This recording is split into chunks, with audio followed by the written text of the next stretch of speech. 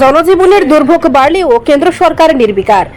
এই অভিযোগ তুলে রাস্তায় নামল কংগ্রেস। নিত্য প্রয়োজনীয় দ্রব্যের আকাশ ছোঁয়া দাম, পেট্রোল ডিজেলের মূল্য বৃদ্ধি এবং কর্মসংস্থানের অভাবে সাধারণ মানুষের নাভিশ্বাস উঠছে বলে দাবি বিরোধী শিবিরের। কেন্দ্রের বিজেপি সরকারের বিরুদ্ধে জনবিরোধী নীতির অভিযোগ তুলে কুমারঘাট শহরে বিক্ষোভ মিছিল সংঘটিত করল পাবিয়াছড়া ব্লক কংগ্রেস। নিত্য প্রয়োজনীয় দ্রব্যের লাগামহীন মূল্য বৃদ্ধি নিয়ন্ত্রণ, পেট্রোল ডিজেলের ক্রমবর্ধমান দাম কমানো, বেকার যুবকদের কর্মসংস্থানের প্রতিশ্রুতি বাস্তবায়ন এবং রেগা প্রকল্পে 200 দিনের কাজ নিশ্চিত করার দাবিতে সরব হন কংগ্রেস কর্মী সমর্থকরা। পাবিয়াছড়া ব্লক কংগ্রেসের অফিসের সামনে থেকে শুরু হওয়া মিছিল শহরের বিভিন্ন গুরুত্বপূর্ণ সড়ক পরিক্রমা করে।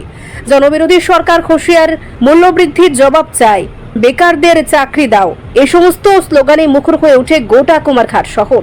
সাধারণ মানুষের দৈনন্দিন জীবন যখন মূল্যবৃদ্ধির চাপে বিপর্যস্ত, তখন কেন্দ্র সরকার কর্পোরেট স্বার্থ রক্ষায় ব্যস্ত বলেও অভিযোগ তোলেন আন্দোলনকারীরা।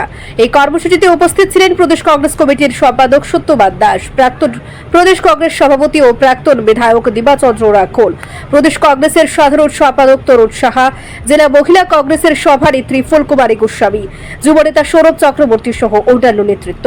পরে সংবাদ মাধ্যমের মুখোমুখি হয়ে প্রদেশ কংগ্রেস সম্পাদক সত্যবান দাস কেন্দ্র সরকারের তীব্র সমালোচনা করেন। তিনি বলেন, লাগাম ছাড়া মূল্য বৃদ্ধি, ক্রমবর্ধমান বেকারত্ব এবং সাধারণ মানুষের জীবনযাত্রার ব্যয় বৃদ্ধি দেশের মানুষকে চরম সংকটে ঠেলে দিয়েছে। অথচ এই সমস্যা সমাধানে কেন্দ্র সরকার সম্পূর্ণ ব্যর্থ।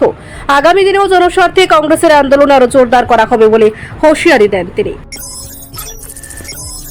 পাবিয়াছড়া ব্লক কংগ্রেসের উদ্যোগে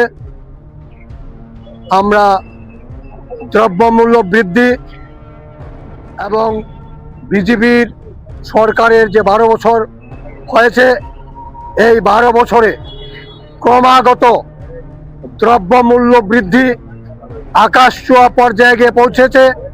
তার প্রতিবাদে আজকে আমরা রাস্তায় নেমেছি।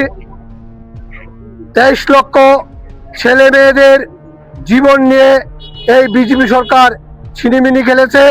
নিট পরীক্ষার প্রশ্নপত্র ফাঁস হয়েছে।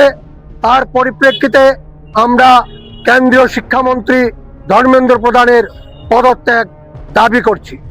বিজেপি আজকে দিনের প্রতিশ্রুতি দিয়ে 2014 সালে এই দেশের ক্ষমতায় বসেছিল।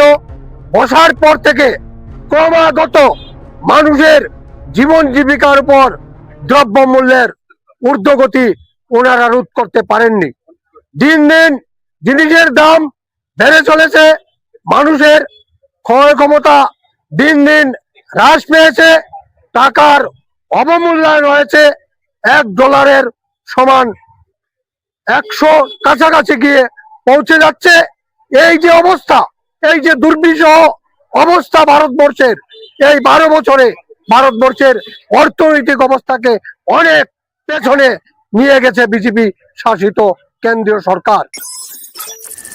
রিপোর্ট সংবাদ প্রতীক্ষা।